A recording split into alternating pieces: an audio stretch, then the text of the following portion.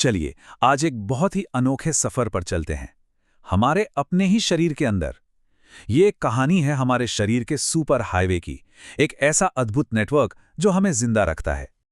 अच्छा, कभी सोचा है कि जो खाना हम खाते हैं उसका एक छोटा सा निवाला हमारे पैर के अंगूठे को हिलाने की ताकत कैसे देता है?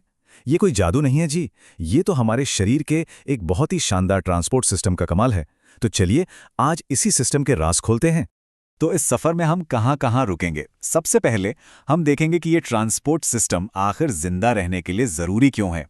फिर खाने के सफर को देखेंगे, कैसे वो पचता है। उसके बाद जानेंगे कि ये पचा हुआ खाना पूरे शरीर में कैसे पहुंचता है।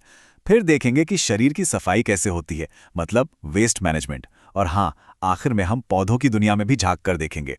तो पहला पड़ाव, जिंदगी का ट्रांसपोर्ट सिस्टम।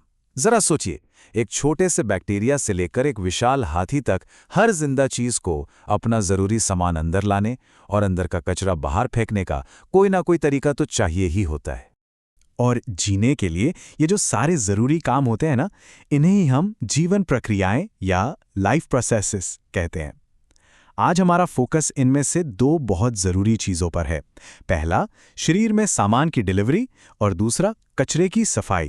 तो चलिए कहानी शुरू करते हैं खाने के एक निवाले से। देखते हैं कि जैसे ही ये हमारे शरीर के अंदर जाता है, इसके साथ होता क्या-क्या है। ये पूरा रास्ता ना एक लंबी घुमावदार सुरंग की तरह है। शुरुआत होती है मुंह से, जहां खाना पिसना शुरू होता है। फिर वो पहुंचता है पेट में, जहां एसिड और एंजाइम्स उसे और गलाते हैं। लेकिन असली कमाल होता है छोटी आंत में। ये वो जगह है जहां खाने के सारे जरूरी पोषक तत्व निकालकर खून में भेज दिए जाते हैं। और नाम भले ही छोटी आंत हो, पर यह कोई छोटी मोटी चीज नहीं है। जानते हैं कितनी लंबी होती है?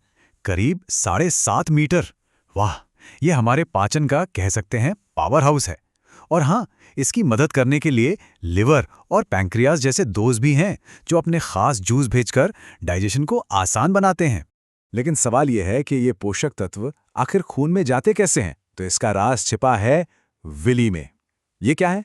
ये हजारों, लाखों छोटी छोटी उंगलियों जैसी बनावटें हैं, जो छोटी आंत की दीवारों पर होती हैं। इन्हीं के जरिए पोषक तत्व सीधे खून में जज्ब हो जाते हैं। और बस यहीं से हमारे सफर का दूसरा पड़ाव शुरू होता है। ठीक है, तो पोषक तत्व अब खून में आ गए, बहुत बढ़िया। पर अब इन्हें शरीर के हर एक सेल तक, हर कोने तक पहुंचाएगा कौन? ये काम करता है हमारा सर्कुलेटरी सिस्टम, मतलब शरीर का अपना सुपर एफिशिएंट डिलीवरी नेटवर्क। और इस डिलीवरी सर्विस की गाड़ी क्या है? वो है हमारा खून। खून सिर्फ लाल पानी नहीं है, इसमें प्लाज्मा नाम का एक लिक्विड होता है, जिसमें लाल रक्त कोशिकाएं तैरती हैं, जिनका काम है ऑक्सीजन पहुंचाना। और हाँ, प्लेटलेट्स भी होते हैं, जो चोट लगने पर खून का थक्का जमाते हैं। अब ये खून दो तरह के हाईवे पे चलता है, आर्टरीज और वेन्स, मतलब धमनियां और शिराएं। धमनियां समझ लीजिए एक्सप्रेसवे हैं, जो दिल से साफ खून को तेजी से पूरे शरीर में ले जाती हैं। और शिराएं हैं वापसी का रास्ता, जो इस्तेमाल हुए खून को वापस दिल तक लाती हैं। और इनमें खास वॉल्व भी होते हैं, ताकि खून वापस ना बहे, मतलब कोई ट्रैफिक जैम ना हो। और इस पूरे ट्रैफिक सिस्टम का कंट्रोल रूम कौन है? वो है हमारा दिल। जी हाँ, हमारी मुट्ठी के बराबर का ये छोटा सा इंजन, जो पूरी जिंदगी बिना एक पल रुके लगातार खून को पंप करता रहता है। कमाल है ना? और हमारा दिल ना बहुत स्मार्ट है। ये एक डबल पंप की तरह काम करता है। देखिए, एक तरफ से ये ऑक्सीजन रहित खून को फेफड़ों में भेजता है ऑक्सीजन भरने के लिए, और फिर दूसरी तरफ से फेफड़ों से आया वो ताज़ा ऑक्सीजन से भरा खून पूरे शरीर में पंप कर देता है। दो काम एक साथ, इसी को कहते हैं डबल सर्कुलेशन। चलिए, तो डिलीवरी का काम तो हो गया, हर सेल तक खाना पानी पहुंच गया।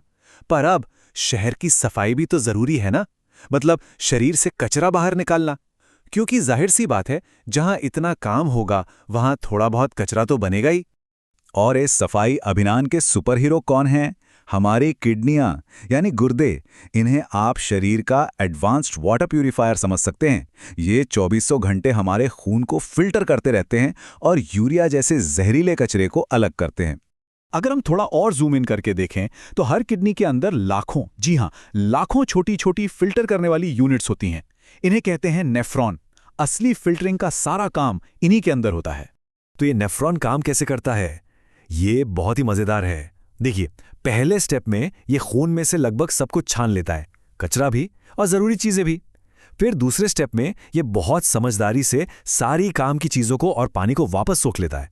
अब जो आखिर में बचता है, यानी सिर्फ कचरा और फालतू पानी, वही यूरिन बन जाता है। कितना एफिशिएंट सिस्टम है। अच्छा, तो इंसानों और जानवरों की बात तो हो गई। अब जरा एक नजर डालते हैं पौधों की दुनिया पर। आखिर वो भी तो जिंदा हैं। उनमें ये डिलीवरी और सफाई का काम कैसे होता होगा?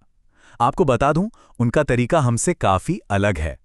तो पौधों में पानी को जड़ों से ऊपर तक पहुंचाने के लिए एक खास पाइपलाइन होती है।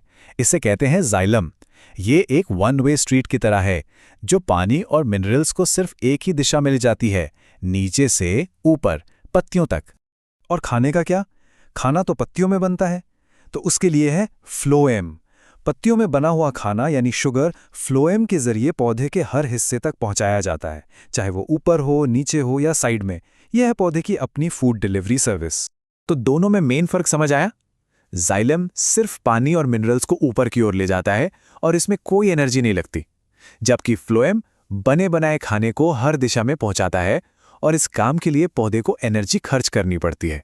और पौधों का वेस्ट मैनेजमेंट तो और भी निराला है। सोचिए, वो ऑक्सीजन को एक वेस्ट प्रोडक्ट की तरह बाहर फेंकते हैं, जो हमारे सांस लेने के लिए जरूरी है। एक्स्ट्रा पानी को पत्तियों से भाप बनाकर उड़ा देते हैं, और कुछ कचरा तो अपनी पत्तियों में ही जमा कर लेते हैं और फिर उन पत्तियों को गिरा देते हैं। कितना स्मार्ट तरीका है।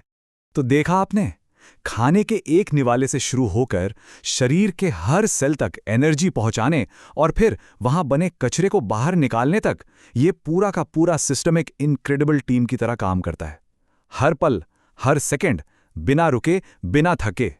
और ये सब हमें एक बहुत बड़े सवाल पर लाकर खड़ा कर देता है कि अगर हमारा शरीर इतना परफेक्ट, इतना स्मार्ट और एफिशिएंट है, तो फिर कुछ बीमारियां इस शानदार सिस्टम को फेल कैसे कर देती हैं? इस पर सोचिएगा जरूर।